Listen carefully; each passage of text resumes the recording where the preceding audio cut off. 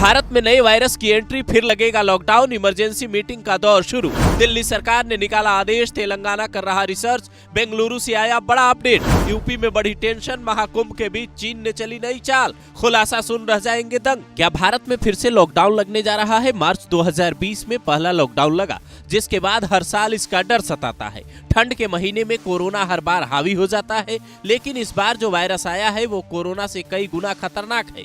इस नए वायरस का नाम है HMPV वायरस, यानी ह्यूमन मेटा न्यूमो वायरस, जिसका पहला केस बेंगलुरु में 3 महीने की बच्ची में मिला, जिसके बाद से अलग अलग राज्यों ने गाइडलाइन जारी करनी शुरू कर दी, जिसमें सावधान रहने, साबुन से हाथ धोने, खांसी जुकाम ठीक न होने पर डॉक्टर से संपर्क करने और आइसोलेट रहने, यानी बीमार होने पर खुद को सबके संपर्क से अलग रखने की अपील की गई है। लेकिन यहाँ सवाल ये उठ रहा है कि हर नया वायरस चीन से ही क्यों निकलता है? कोरोना वायरस ने दुनिया भर में करीब 71 लाख लोगों की जान ले ली। आपको याद होगा कैसे दुनिया भर में अस्पताल और शमशान दोनों की संख्या कम पड़ गई थी। क्या चीन दुनिया के खिलाफ कोई चाल चल रहा है? इसका खुलासा भी नया वायरस आते ही हो गया, जिसके बारे में बताएं उससे पहले नई गाइडलाइन देख लीजिए। केंद्र सरकार ने कर्नाटक में HMPV के 2 केस मिलने की पुष्टि की है। पहला केस 3 महीने की बच्ची का है, जबकि दूसरा 8 महीने के बच्चे का है। कर्नाटक सरकार का दावा है ये जांच प्राइवेट लैब में हुई है,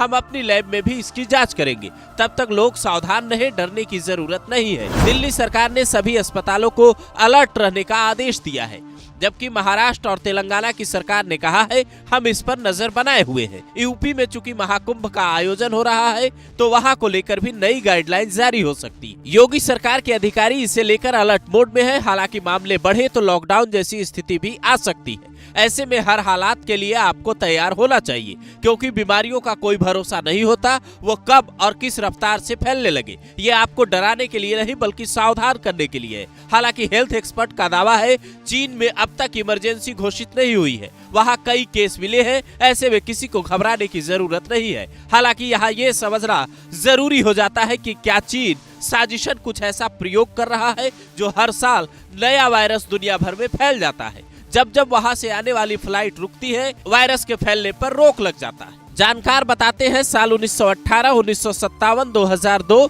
और 2019 में चीन ने ऐसी महामारी फैलाई, पूरी दुनिया अस्त व्यस्त हो गई। और इसकी वजह है वहां की घनी आबादी, जो जानवरों की प्रजातियों के साथ खुले तौर पर संपर्क में है। कई तरीके के ऐसे डिश वहां बनते हैं और वहां के लोग खाते हैं, जिसे देखते ही आपको घिन आने लगेगी। वहां के पशुपालक बिल्कुल भी साफ सफाई का ध्यान नहीं रखते। हालांकि कुछ लोग ये भी दावा करते हैं कि चीन ने कोरोना वायरस लैब में बनाया था और फिर वो लैब में ही इस तरह की हरकतें कर रहा है। वो दुनिया को बायोजेबिक वॉर की ओर ले जा रहा है, जो आने वाले दिनों में काफी खतरनाक हो सकता है। हालांकि इसकी पुष्टि अब तक नहीं हो पाई है। लेकिन एक तरफ देश में महाकुंभ का आयोजन हो रहा है, तो दूसरी तरफ नए वायरस का फिर से फैलना, लॉकडाउन की बातें होना और अलर्ट जारी होना कई तरीके के सवाल भी खड़े करता है। खतरा बड़ा हो तो सबसे पहले बचाव अपनी जान की सुरक्षा का है। देश ने पहले भी लॉकडाउन, वर्क फ्रॉम होम और नए बदलाव को स्वीकार किया है। हो सकता है इस बार भी खतरा बढ़े तो सरकार को ऐसे कड़े कदम उठाने पड़े। लेकिन चीन से हर बार फैलने वाले नए वायरस पर अब दुनिया भर के वैज्ञानिक